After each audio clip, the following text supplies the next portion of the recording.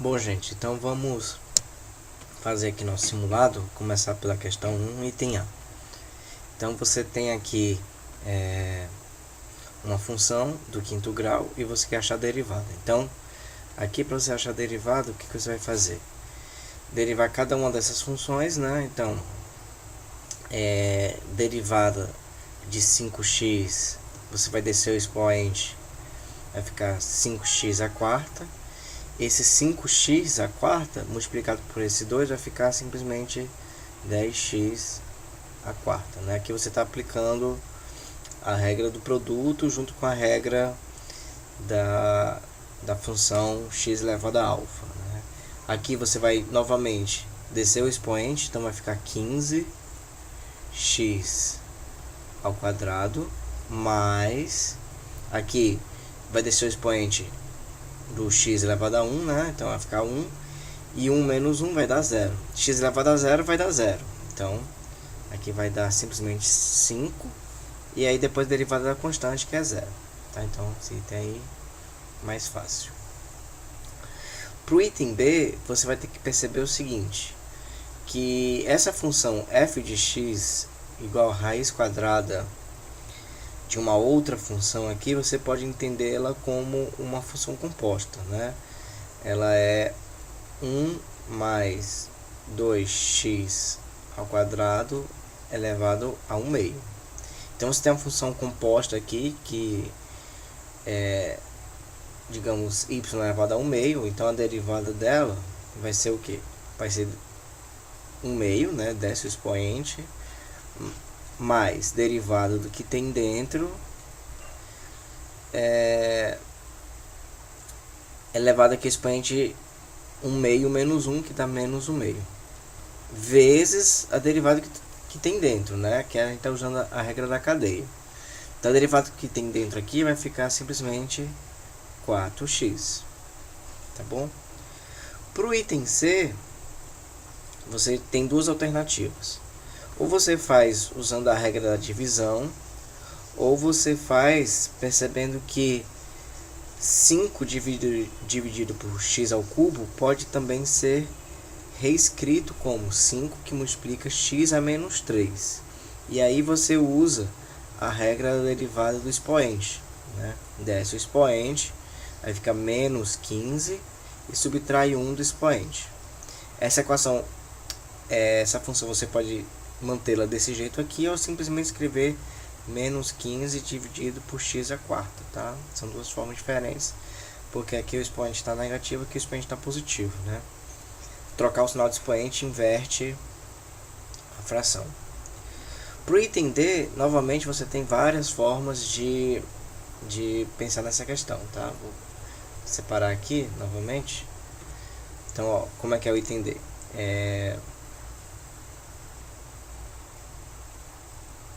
Olha só, o item D diz o seguinte: logaritmo de e elevado a x dividido por 1 mais e elevado a x. Logaritmo de e elevado a x dividido por 1 mais e elevado a x. Então essa aqui é a nossa função f de x. E novamente você tem várias formas de você achar a derivada dessa função. Porém, para você resolver isso aqui de modo mais prático, o ideal é você reescrever essa função utilizando a propriedade do logaritmo, né? Que diz o seguinte, que o logaritmo de divisão é a mesma coisa que a diferença entre os logaritmos. E aí o que acontece? O logaritmo e exponencial são funções inversas, uma é a inversa da outra. Então o logaritmo na exponencial é simplesmente x menos log de 1 mais ex. Aí aqui você não tem o que fazer, não. Como você vai derivar, vai ser a derivada da primeira menos derivada da segunda, tá? Então você está usando aqui a regra da subtração. Para você derivar essa função aqui, você precisa do que? Você precisa da regra da cadeia. Então vai ser o que? Derivada de logaritmo. Lembra que a derivada do logaritmo, né? Então, se eu chamar aqui g de x igual a log de x, você vai ter que o g' de x vai ser 1 sobre x. Então, só que não tem um x, né? Tem na verdade, 1 mais e elevado a x. Então, isso aqui vai dar o quê? Vai dar 1 dividido por 1 mais e elevado a x vezes derivado que tem dentro, né? A derivada que tem dentro tem duas partes. Essa constante, que fica zero, mais a derivada do exponencial, que é a própria exponencial. Então, e elevado a x. Aí, se você quiser só simplificar, isso daqui vai ficar com e elevado a x mais 1 elevado a x. Colocando tudo no mesmo denominador, vai ficar e elevado a x. Aqui 1 elevado a x menos ex vai ficar simplesmente 1 mais ex. Tá? Então, essa aqui seria o item D. Seria um item mais complicado, né, do que os outros. Ele se tornaria mais complicado se você quisesse usar a regra da cadeia logo direto aqui, sem usar a propriedade de logaritmo. Tá? Mais uma. A outra questão é a seguinte. Fração, né, de raiz quadrada de 2x dividido por log de x. Então, vamos lá. Raiz quadrada 2x dividido por log de x. E aqui, esse item não tem como simplificar. A fração já está bem simplificada aqui. O jeito é utilizar a regra da divisão. Então, você tem duas funções, né? Digamos aqui, a g de x igual a 2 raiz de x. E tem a de baixo, que é log de x. A derivada dessa daqui, você tem que usar a regra da cadeia, né? Então, o raiz de 2x, você pode reinterpretar isso aqui como sendo 2x elevado a 1/2. Então, vai descer o expoente, né? Vai manter aqui o que tem dentro, tira 1 do expoente e deriva o que tem dentro. Derivada de 2x é simplesmente 2. Vai cancelar esse 2 com esse 2, né? Vai ficar o quê? Vai ficar 2x elevado a menos meio. E aí a derivada da logaritmo, tá? A derivada conhecida é igual a 1 sobre x. Agora, para você achar a derivada da função f, você tem que usar aquela fórmula, né? Vai ser derivada da primeira. Então, derivada da primeira é essa daqui. Vezes, mantém a segunda, então mantém o logaritmo de x aqui. Menos, mantém a primeira, então 2x elevado a 1/2. Deriva a segunda. Tudo isso dividido pela segunda ao quadrado.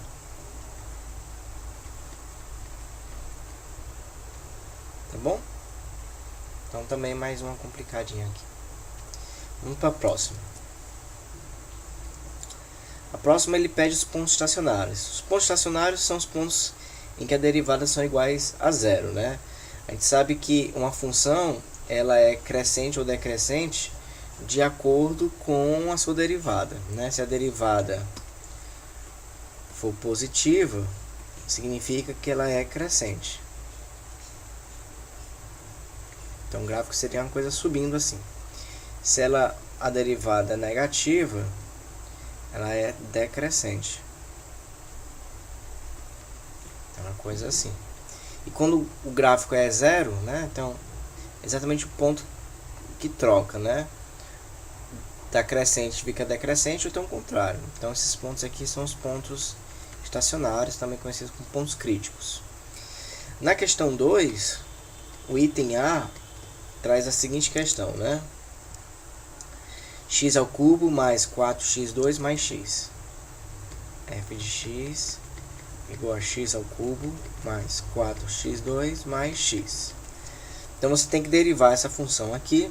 Deriva a função, vai dar 3x ao quadrado mais 8x mais 1.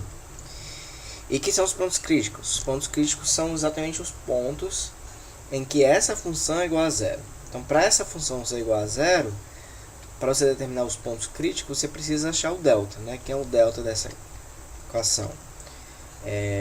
B2, então 64, menos 4AC, então 4 vezes 3 vezes 2 é 12, então aqui dá 52. E as raízes são o que? Menos B, mais ou menos raiz de delta sobre 2A, então sobre 6. Então esses caras aqui são os pontos críticos. Lembrando que os pontos críticos, né, são os pontos que são candidatos a mínimo ou máximo, né? Vai depender da concavidade, né? Se a concavidade for positiva, então o ponto de mínimo. Se a concavidade for negativa, então o ponto é de máximo. Concavidade positiva significa que ela está assim. Concavidade negativa significa estar assim. Aqui a função é convexa e aqui a função é côncava. Tá bom? Mas nesse item eles pedem só apenas os pontos críticos, então você não precisa analisar a concavidade da função. Próximo item. Próximo item tem o seguinte: 1 mais x ao quadrado dividido por 1 mais x ao quadrado. Então, a função f de x é igual a 1 mais x ao quadrado dividido por 1 mais x ao quadrado. Então, o primeiro passo aqui é você fazer a derivada, né? Então, você tem duas funções, a função de cima, a função de baixo. A função de cima, 1 mais x ao quadrado, a função de baixo, 1 mais x ao quadrado. Derivada dessa daqui é igual a 2x. Derivada dessa daqui é igual a 2x mais 1. Certo? Vai derivar esse daqui, vai descer o 2, aqui vai descer o 1, junto com x0 vai dar 1. E a constante também vai sumir nos dois casos. Agora, para saber a derivada, você precisa usar a regra da divisão, né? Então, você tem aqui derivada da primeira, 2x, mantém a segunda, menos, agora, mantém a primeira, deriva a segunda. E aqui embaixo vai ficar 1 mais x ao quadrado. A gente pode simplificar aqui o numerador, né? Quanto é que vai dar? Simplificando o numerador, tem que fazer um pouquinho de conta, né? Então aqui você vai ter 2x mais 2x quadrado mais 2x cubo menos aqui 2x mais 1 mais 2x ao cubo mais x ao quadrado. Tá? E aqui o denominador a gente vai repetir.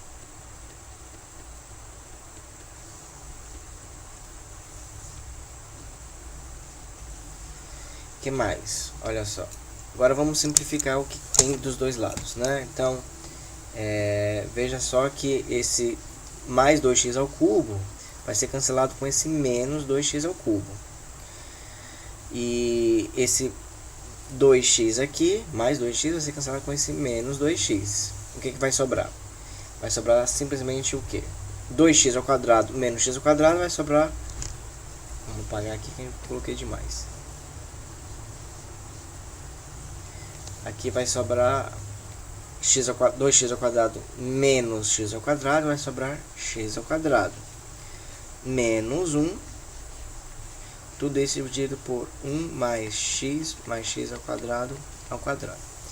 Bem, essa derivada aqui, né, vai ser igual a zero apenas quando o numerador for igual a zero. Não tem como o denominador ser zero, né? Ele vai ser sempre positivo, porque aqui está o quadrado, né? E aí, o único caso aqui é quando x ao quadrado menos 1 igual a zero. E aqui você tem duas raízes, né? Que é x igual a 1 e x igual a menos 1. São os dois pontos críticos para do item B, tá certo? Mais uma, você tem essa função aqui, x elevado a 2/3, né? Então, f de x igual a x elevado a 2/3, derivada disso vai ser 2/3 de x elevado a 2/3 menos 1, né? Que é igual a 2/3 x elevado a menos 1/3. Que pode ser simplificado simplesmente para 2/3, 1 dividido por x a 1/3.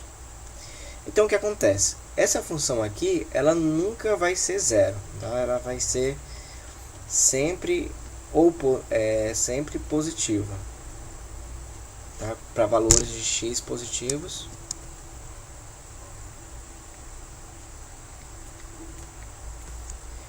Quando x for positivo, tá certo?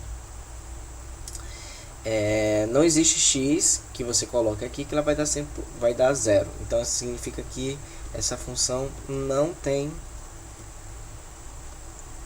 pontos críticos, tá bom? Pode ocorrer isso também. Vamos finalizar com a última questão. A última questão para você calcular dois limites, né? Então, o primeiro deles, 3x ao cubo menos 1, 2x ao cubo menos 1, quando x vai para 1. Então, cadê? f de x igual a 3x ao cubo menos 1, 2x ao quadrado menos 1, certo? Deixa eu ver se é isso mesmo. Sim. Quando x vai para 1. Então, limite dessa função aí quando x vai para 1. Quando x vai para 1, veja que o numerador vai para quanto? Vai para 3 menos 1, 2. E o denominador vai para quanto? Vai para 2 vezes 1 menos 1, 1. Em cima vai para 2, embaixo vai para 2, são dois números, né? 2 e 1. Então, você pode usar a propriedade do limite, que diz que o limite de uma divisão é a divisão dos limites. Então, esse aqui vai dar 2, tá? Que é o item A. Já no item B, o que acontece? Você tem uma função, né? Você quer o limite de quando x vai para mais infinito, de e elevado a x menos x,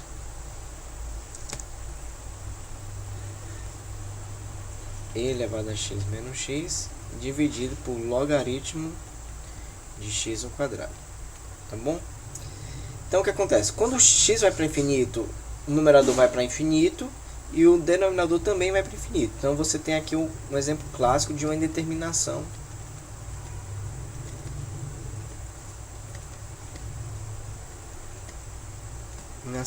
Mais infinito sobre mais infinito.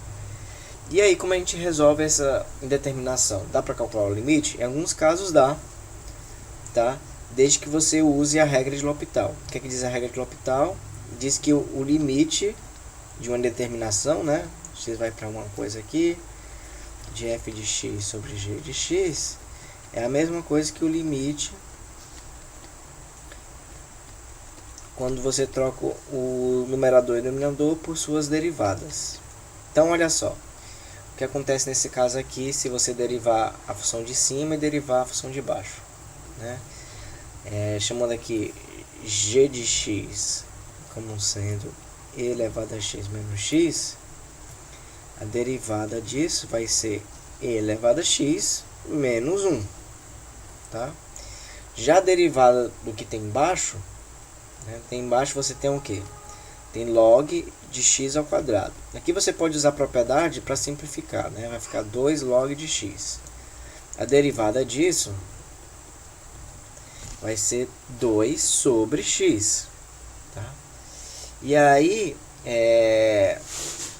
se você usar a regra de L'Hopital, o que você vai encontrar? Que isso daqui vai ser igual o limite de quando x vai para mais infinito, de e elevado a x menos 1, dividido por 2, dividido por x, que pode ser simplificado como o quê? x que multiplica e elevado a x menos 1 sobre 2, né? Fração de frações. E aí, quando x vai para infinito, o numerador aqui vai para infinito e o denominador vai para uma constante que é 2, né? Então, isso aqui vai ser computável, não é uma determinação, isso aqui é simplesmente mais infinito. Então, o limite original também é mais infinito, tá bom? Então, quando você tem casos de indeterminação, como foi esse daqui, o ideal é você verificar se pode ou não utilizar a regra de L'Hopital. Tá bom? Então, aqui foi o caso de usar a regra do L'Hopital. Tá bom? Então, é isso. Boa sorte na prova de vocês.